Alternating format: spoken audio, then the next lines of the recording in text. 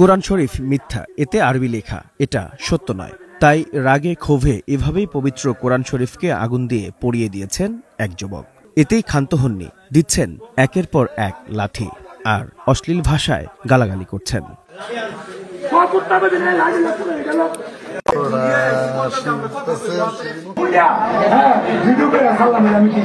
সেই জন আমি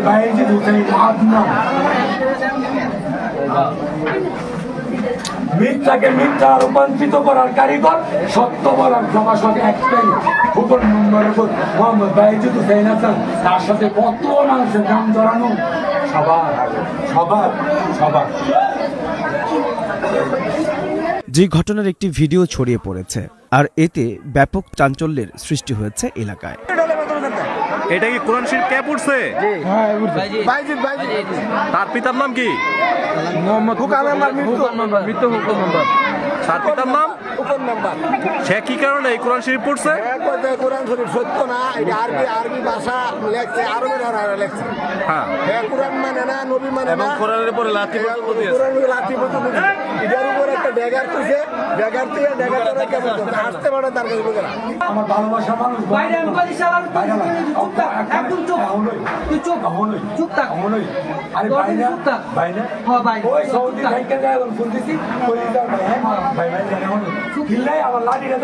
আমি গোসল করে ফ্রেশ হবো, আমি বাইরে হবো, হ্যাঁ থেকে জ্বালাইতে পারে, আমি আনন্দ যাবো, অনেক হয়েছে তো, আমি ফ্রেশ হবো, ড্রেস আপ চেঞ্জ করবো।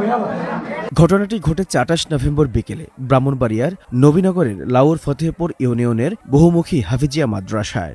এই যুবকের নাম বায়েজিদ। সে লাউর ফতেহপুর ইউনিয়ন বাড়িখোলা গ্রামের বাসিন্দা খোকন মেম্বারের ছেলে। এই লাঠির ভিতরে কি আছে? লাঠির ভিতরে ভাই, এটা আমার পরিচিতি, এটার মাধ্যমে খোকন মেম্বার বায়েজিদের নাম পরিচিত হইব।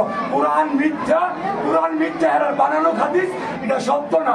সত্য হইছে মালিক বলছে, সত্য বলো, হৃদয়ে শান্তি দাও, মাটি ও পানিতে উৎপাদিত সব নিয়ামত তোমরা উপভোগ করো, তার কোনো টাকা লাগে না। কোরআন অবমাননার অভিযোগে বায়েজিদ নামের এই যুবককে এলাকাবাসী আটক করে পুলিশের হাতে তুলে দিয়েছে। কেউ মারধর করছে আপনাকে? না না না, কেউ মারে নাই।